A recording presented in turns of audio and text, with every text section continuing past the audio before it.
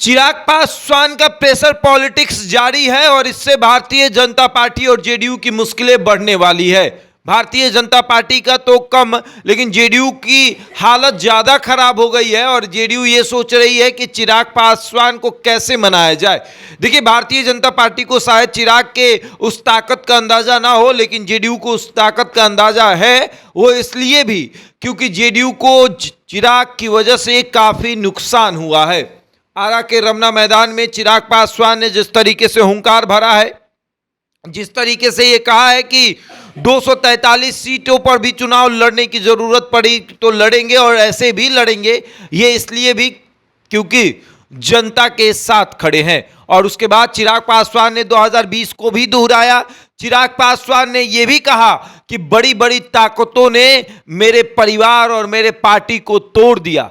ये कौन है जो परिवार और पार्टी को तोड़ा? चिराग पासवान ने यह भी कहा मेरे घर छीन लिए गए। ये कौन थे जो चिराग पासवान के घर छीन रहे थे? सत्ता में तो भाजपा थी, जेडीयू थी, तो आरोप किस पर लगेगा? चिराग पासवान ने इन तमाम चीजों को कहते हुए आगे बढ़े और उसके बाद उन्होंने कहा कि हम चुनाव लड़ेंगे। चिराग पासवान के बारे में कहा जा रहा है कि चिराग विधानसभा चुनाव लड़ेंगे, तो अगर जनता कहेगी तो चिराग विधानसभा चुनाव लड़ेंगे और जनता तय करेगी कि किस विधानसभा सीट से चिराग चुनाव लड़े।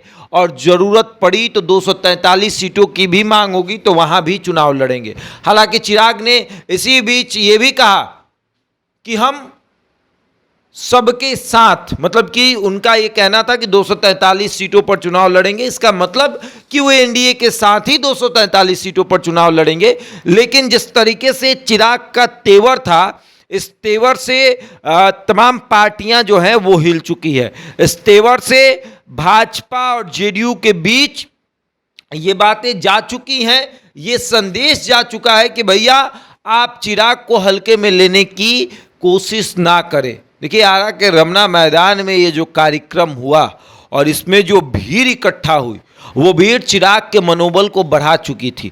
चिराग के मनोबल को ही नहीं, बल्कि चिराग के चारों सांसद, चिराग को लेकर 5 सांसद, चिराग को छोड़ के चारों सांसद का मनोबल इतना हाई था कि वो कह रहे थे कि हमारे नेता जो फैसला लेंगे हम उनके साथ खड़े हैं। अब फैसला का मतलब क्या? अगर वो अलग भी होकर चुनाव लड़ते हैं तो हम उनके साथ खड़े हैं। चिराग पासवान 2020 में अपने आप को आंक चुके हैं कि उनकी हैसियत कितनी है और उस हैसियत को अब वो एनडीए के तमाम सहयोगी दलों को बताना चाहते हैं। वो बता रहे हैं कि हमारी हैसियत बहुत बड़ी है, आप हमको कम ना आके अगर हम अपने पे आ गए तो फिर दिक्कत होगी और दिक्कत इतनी होगी कि आप भी कहेंगे कि चिराग पासवान मान जाओ और उस समय हम कहेंगे कि हम मानने वाले नहीं है। तो देखिए, चिराग पासवान जिस तरीके से अपनी बातों को रख रहे हैं, जिस तरीके से लोगों को ये बता रहे हैं कि चिराग का कद कितना बड़ा है, और इन तमाम चीज़ों को देखकर भाजपा जेडीयू की तकलीफ जो है वो बढ़ चुकी है। ये इसलिए भी कि जेडीयू को ये डर सता रहा है कि अगर चिराग अकेले चुनाव लड़ गए तो 2020 वाली स्थिति हो जाएगी, वोट बैंक का काफ़ी नुकसान होगा। और चिराग के इन बयानों से, अगर चिराग एनडीए में भी लड़ते हैं तो इन बयानों से भी भाजपा और जेडीयू को नुकसान होगा। ये इसलिए भी क्योंकि कार्यकर्ताओं में एक संदेश जाएगा कि चिराग लड़ना चाहते हैं और अगर नहीं लड़ेंगे तो इनको ये संदेश जाएगा कि ये भाजपा और जेडीयू वाले ने इतना सीट दिया ही नहीं कि चिराग पासवान चुनाव लड़े।